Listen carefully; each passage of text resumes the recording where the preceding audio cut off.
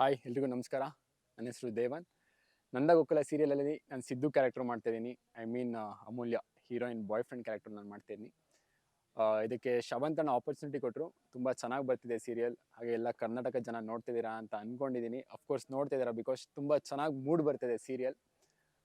ತುಂಬ ಒಳ್ಳೆ ಆಪರ್ಚುನಿಟಿ ಸಿಕ್ಕಿದೆ. ಆಮೇಲೆ ನಾನು ಇದ್ರಿಗಿಂತ ಮುಂಚೆ ಜಾನಕಿ ಸಂಸಾರ, ಅಮೃತಗಳಿಗೆ ಇದರಲ್ಲಿ ಲೀಡ್ ಹಾಗೆ ಸೆಕೆಂಡ್ ಲೀಡ್ ಎಲ್ಲ ಮಾಡಿದ್ದೆ. ಸೊ ಈ ಸೀರಿಯಲಲ್ಲಿ ಮಾಡಾದ್ಮೇಲೆ ತುಂಬ ಒಳ್ಳೆ ರೆಕಗ್ನೈಸೇಷನ್ ಸಿಕ್ಕಿದೆ ನನಗೆ.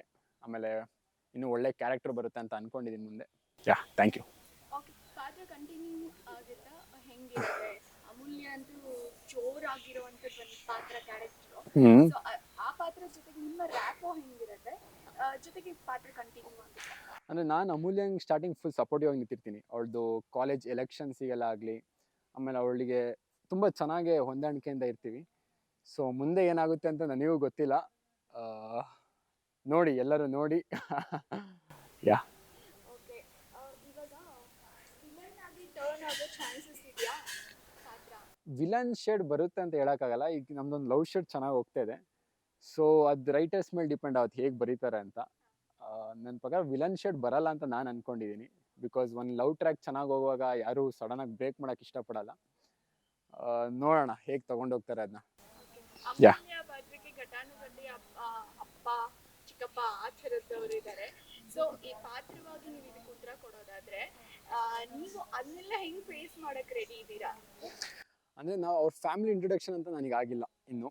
ಸೊ ಬಟ್ ಅವ್ರ ಮನೆ ಬ್ಯಾಕ್ಗ್ರೌಂಡ್ ಬಗ್ಗೆ ಗೊತ್ತಿರುತ್ತೆ. ಘಟಾನುಘಟಿಗಳಂತ ನಾವು ಒಂದು ಎಪಿಸೋಡ್ ಬರ್ತಿದ್ರಲ್ಲಿ. ಸೊ ಅವರೆಲ್ಲ ಬಂದು ಸಿಗಾಕೊಳ್ತಾರೆ. ಅವಾಗ ಗೊತ್ತಾಯ್ತು ಅವ್ರ ಕಂಡ್ರೆ ಎಷ್ಟು ಭಯ ಇದೆ ಅವಳಿಗೆ. ಸೊ ನಾವು ಸಿಗಾಕೊಂಡ್ರೆ ಏನು ಆಗ್ಬಹುದು ಅಂತ ಅಷ್ಟು ಮಾತ್ರ ಗೊತ್ತು. ಇನ್ನೂ ನನ್ನ ಜೊತೆ ಅವ್ರ ಜೊತೆ ಫ್ಯಾಮಿಲಿ ಜೊತೆ ಇಂಟ್ರೊಡಕ್ಷನ್ ಅನ್ನೋದು ಆಗಿಲ್ಲ ಇನ್ನು. ನನ್ನ ಕ್ಯಾರೆಕ್ಟರ್ ಬಂದು ಜಸ್ಟ್ ಕಾಲೇಜಲ್ಲಿ ಅಮೂಲ್ಯಂದು ನಂದು ಮಾತ್ರ ಬರ್ತಾ ಹೋಗುತ್ತೆ ಅಷ್ಟೇ. ಫಸ್ಟ್ ಎಪಿಸೋಡಲ್ಲೇ ಬಂತು ಒಂದು ಫೈಟ್ ಸೀನ್. ನಾನು ಅಮೂಲ್ಯ ಮಾತಾಡ್ತಾ ಇರ್ತೀವಿ. ನಾವಿಬ್ರು ಮಾತಾಡುವಾಗ ವಲ್ಲಭ ಬರ್ತಾನೆ, ಎಂಟ್ರಿ ಆಗ್ತಾನೆ. ಸೊ ಅವ್ನು ಕೇಳ್ತಾನೆ, ಯಾಕೆ ಇವ್ರ ಜೊತೆ ಮಾತಾಡ್ತಾ ಇದೆಯಾ ಅಂತ. ಇವನು ಸರಿ ಇಲ್ಲ ಅಂತ ಒಂದು ಪೋಟ್ರೆ ಆ ಥರ ಮಾಡ್ತಾನೆ. ಸೊ ಅಲ್ಲೊಂದು ಸಣ್ಣದಾಗ ಒಂದು ಫೈಟ್ ಸೀಕ್ವೆನ್ಸ್ ಬರುತ್ತೆ. ನಂದಗೋಕುಲ ಸೀರಿಯಲ್ ಪ್ರಾಜೆಕ್ಟ್ ಆಗ್ತಿರೋದೇ ಒಂದು ಅಪ್ಪ, ಒಂದು ಫ್ಯಾಮಿಲಿ ಆದ್ಮೇಲೆ. ಸೊ ಅಪ್ಪ ಅಂದ ತಕ್ಷಣ ನಿಮ್ಗೆ ಏನ್ ನೆನಪಾಗುತ್ತೆ? ನಂದಗೋಕುಲ ಅಂದ್ರೆ ನಿಮ್ಗೆ ಏನ್ ಅನ್ಸುತ್ತೆ?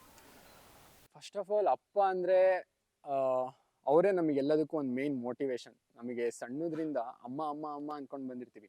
ಸೊ ಬ್ಯಾಕ್ಗ್ರೌಂಡಿಂದ ಅಪ್ಪ ಎಷ್ಟು ಸಪೋರ್ಟ್ ಮಾಡಿರ್ತಾರೆ, ಅವ್ರು ಎಷ್ಟು ಕಷ್ಟಪಟ್ಟಿರ್ತಾರೆ ಅಂತ ನಮಗೆ ಗೊತ್ತಲ್ಲ.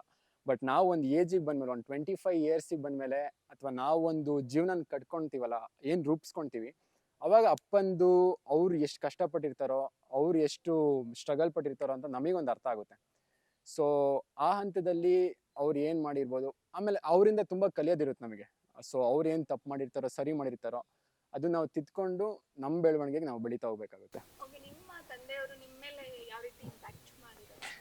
ನಮ್ಮ ತಂದೆಯವರು ಅವ್ರು actually politicians and is A ರೈತ. ಓಕೆ, ಸೊ ಅವ್ರದ್ದು ಒಂದು ಲೆವೆಲಲ್ಲಿ ತುಂಬ ಚೆನ್ನಾಗಿ ಬೆಳವಣಿಗೆ ಇತ್ತು. ಸೊ ಆಮೇಲೆ ಮಧ್ಯೆ ಏನೋ ಪ್ರಾಬ್ಲಮ್ಸ್ ಆಯಿತು. ನಾನೇನಂದರೆ ಅವ್ರನ್ನೊಂದು ಇನ್ಸ್ಪಿರೇಷನ್ ಆಗಿ ತೊಗೊಂಡು ನನ್ನ ಜೀವನ ನಾನು ಕಟ್ಕೊಳ್ತಾ ಇದ್ದೀನಿ. ಸೊ ನಾನು ಈ ಫೀಲ್ಡಿಗೆ ಬರೋಕ್ಕೂ ಅವರೇ ಕಾರಣ. ಯಾಕಂದರೆ ಅವ್ರದ್ದು ಬ್ಯಾಕ್ ಸ್ಟೋರೀಸ್ ಆಗಿರಲಿ ಕೇಳಿ, ಸೊ ನಾನು ಈ ಥರ ಬೆಳಿಬೇಕು ಅಂತ ನನ್ನ ಮೈಂಡ್ ಸೆಟ್ಟಿಗೆ ಬಂತು. ಅಂದರೆ ಅವ್ರ ಬಗ್ಗೆ ಜನಗಳೆಲ್ಲ ಮಾತಾಡೋದು ಕೇಳಿ ಈ ಫೀಲ್ಡಿಗೆ ಅವರಂತೂ ನನಗೆ ಫುಲ್ ಸಪೋರ್ಟಿವ್ ಆಗಿ ನಿಂತಿದ್ದಾರೆ. ಬೇಸ್ಮೆಂಟಿಂದ ನಿನಗೆ ಏನು ಬೇಕು ಅಚೀವ್ ಮಾಡು, ನಾನು ನಿನ್ನ ಜೊತೆ ಇರ್ತೀನಿ ಅಂತ. Is my back bone and is my god father. Yeah Nandagokula. Nandagokula first Yash ಅವ್ರು ಮಾಡಿದ್ದಾರೆ ಸೀರಿಯಲ್. ಅದೆಷ್ಟು ಚೆನ್ನಾಗಿ ಓಡಿದೆ ಅಂತ ಎಲ್ರಿಗೂ ಗೊತ್ತು. ನಂದಗೋಕುಲ ಅಂದರೆ ಇದೊಂದು ಫ್ಯಾಮಿಲಿ ಕತೆ. ಎಷ್ಟು ಚೆನ್ನಾಗಿರ್ಬೋದು. ಒಬ್ಬ ಮಿಡಲ್ ಕ್ಲಾಸ್ ಫ್ಯಾಮಿಲಿ ಮ್ಯಾನ್ ಅವ್ನ ಫ್ಯಾಮಿಲಿನ ಯಾವ ಥರ ನಡೆಸ್ಕೊಳ್ತಾನೆ. ಸೊ ಅಪ್ಪನ ಮೇಲೆ ಎಷ್ಟು ಪ್ರೀತಿ ಇರುತ್ತೆ, ಹಾಗೆ ಎಷ್ಟು ಭಯ ಇರುತ್ತೆ. ಇದೊಂದು ಒಳ್ಳೆ ಫ್ಯಾಮಿಲಿ ಸ್ಟೋರಿ. ಸೊ ಎಲ್ಲರೂ ನೋಡಿ, ತುಂಬ ಚೆನ್ನಾಗಿ ಮೂಡಿ ಬರುತ್ತೆ ಮುಂದಕ್ಕೆ. CH ಲೋಕೇಶ್ ಅಂತ. ನಾನು ಬಂದು ಚಿಕ್ಕಮಂಗ್ಳೂರಲ್ಲಿರೋದು. ಸೊ ಇಲ್ಲಿ ಥಿಯೇಟರ್ ಮಾಡಿ ಆಮೇಲೆ ನಾನಾ ರೀತಿಯ ಸೀರಿಯಲ್ಸ್ ಮಾಡಿದೆ. ಸೊ ಈಗ ನಂದಗೋಕುಲದ ಹತ್ರ ಬಂದು ನಿಂತಿದ್ದೀನಿ ನಾನು. ನಮ್ಮ ಸೀರಿಯಲ್ನ ಯಾಕೆ ನೋಡಬೇಕು?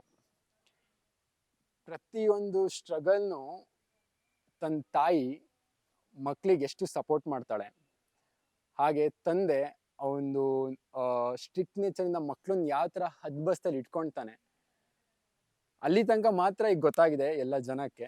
ಸೊ ಮುಂದೆ ಸ್ಟೋರಿ ಲೈನ್ ಹೇಗೆ ಹೋಗುತ್ತೆ ಅದು ನನಗೂ ಗೊತ್ತಿಲ್ಲ. ಬಟ್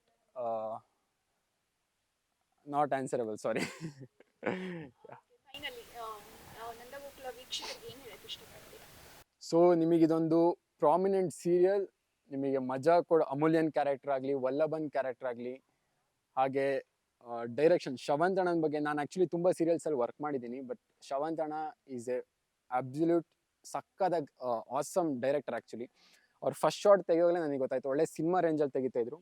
ಆಮೇಲೆ ಕ್ಯಾರೆಕ್ಟರ್ ಪೋರ್ಟ್ರೇನ ತುಂಬ ನೆಕ್ಸ್ಟ್ ಲೆವೆಲಲ್ಲಿ ತೊಗೊಂಡೋಗ್ತಾರೆ, ಇಂಟೆನ್ಸ್ ಆಗಿ ತೊಗೊಂಡೋಗ್ತಾರೆ ಕ್ಯಾರೆಕ್ಟರ್ಸ್ನ. ಯಾ ಇಲ್ಲಿರೋ ಪ್ರತಿಯೊಬ್ಬ ಆರ್ಟಿಸ್ಟು ಎಲ್ಲ ಒಳ್ಳೆ ಆರ್ಟಿಸ್ಟ್ಗಳೇ ಇರೋದು. ಸೊ ಅವರಿಗೋಸ್ಕರ ನೋಡಿ. And yeah thank you.